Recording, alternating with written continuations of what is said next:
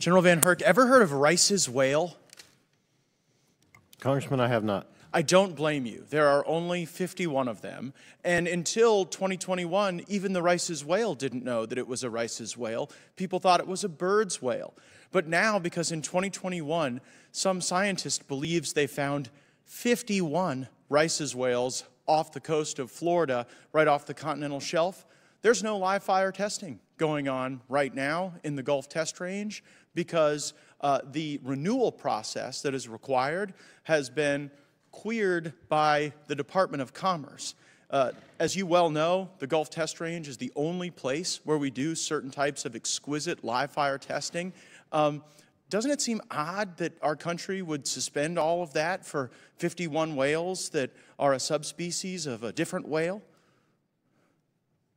Certainly a policy decision. I'm not aware of the specifics behind that, but certainly I think the stopping of military testing capabilities to test our weapons could have an impact on our readiness. Yeah, a cascading effect on our readiness, as a matter of fact, because what's happening at Eglin Air Force Base now is that the live fire testing is having to occur over the land range, which is impacting the mission of 6th Ranger Battalion, of 7th Special Forces Group, of the Navy EOD School.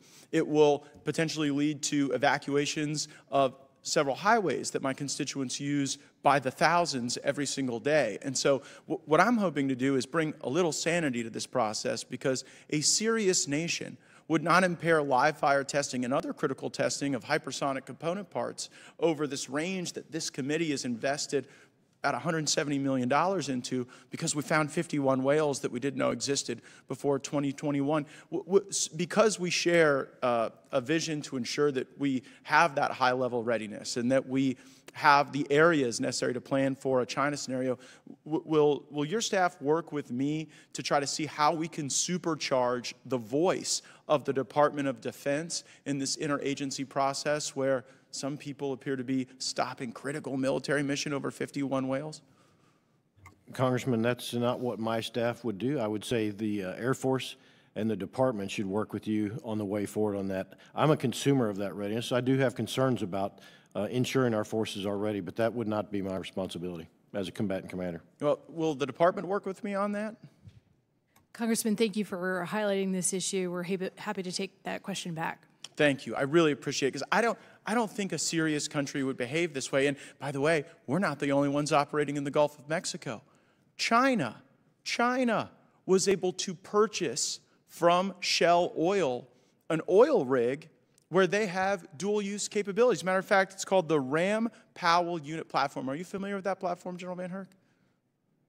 I'm aware of what you're saying with regards to China purchasing an oil rig. I'm not aware of that specific platform. Yeah, so I mean, here's what happened. It was astonishing to me that this could occur. In 2016, Shell Oil wanted to sell one of their platforms out in the middle of the Gulf of Mexico where we do all this high-end testing, and the 96 Test Wing at my military installation objected.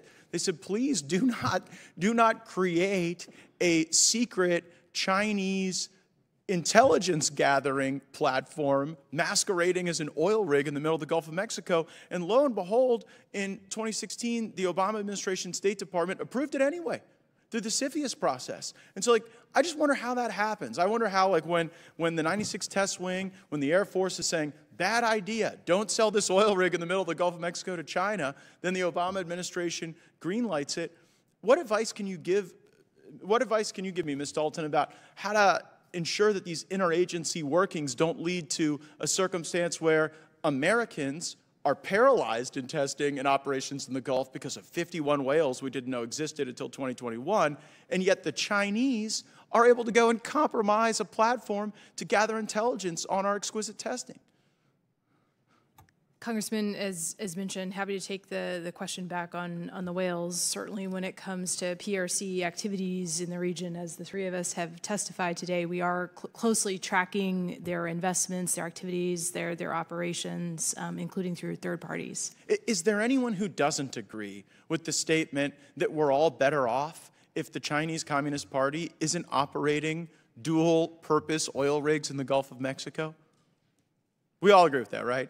No one's like, you know what, we need to think twice and maybe be more accommodating to the Chinese. Well, I would say, let's not be so accommodating to the Chinese, let's not be so accommodating to the whales, and let's get back to the great mission that I know you all believe in. Thank you, Mr. Chairman. I yield back.